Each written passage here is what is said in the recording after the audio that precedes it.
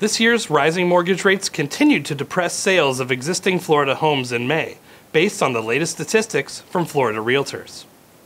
On a statewide basis, closed sales of single-family homes were down close to 7% compared to May of 2021, while townhouse and condo sales were down by over 14%. The number of homes for sale that went under contract in May was also down in both the single-family and townhouse condo categories, by just over 13% and 25% respectively. On whole, the current level of sales we're seeing in Florida is much more comparable to the pre-pandemic years of 2018 and 2019 than what we saw last year in 2021, when mortgage rates were still near their all-time lows.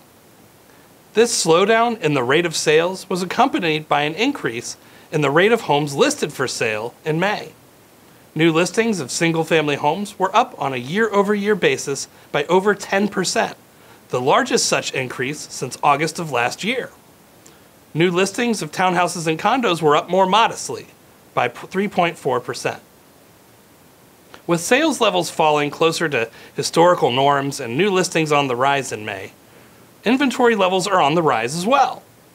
The number of single-family homes actively listed for sale in Florida at the end of May was up over 23% compared to the end of April, and up 31.5% compared to a year ago. These are large increases in inventory, of course, but we started from a very low level.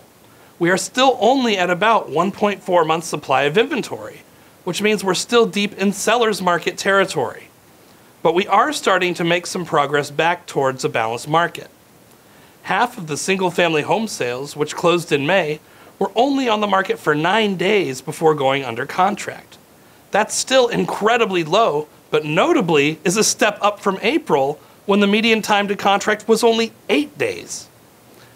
At the end of May, townhouse and condo inventory was up by almost 16% month over month, but was still down on a year-over-year basis by 20.5%. This is because 1 year ago, we still had a relatively adequate level of inventory in this property type category, at least compared to what we had for single-family homes. But by the end of 2021, the inventory in both of these categories was more or less depleted. Still, townhouse and condo inventory is rising, and the gap between this year's and last year's inventory levels will become increasingly narrow in the coming months, if current trends hold. The median days on market for closed townhouse and condo sales in May was 10 days, so not much longer than that of single-family homes. The supply of inventory in this property type category remained quite low at 1.5 months, but this figure is slowly inching upward. So inventory is still very tight, but it is moving in the right direction if you are hoping for a more balanced market and moderating growth in home prices. The prices of May's closed home sales, however, showed that home price growth, at least for now, remains stubbornly high.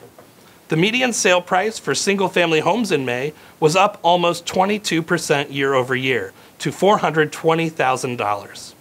As for townhouses and condos, their median price increased by nearly 29% to $322,000.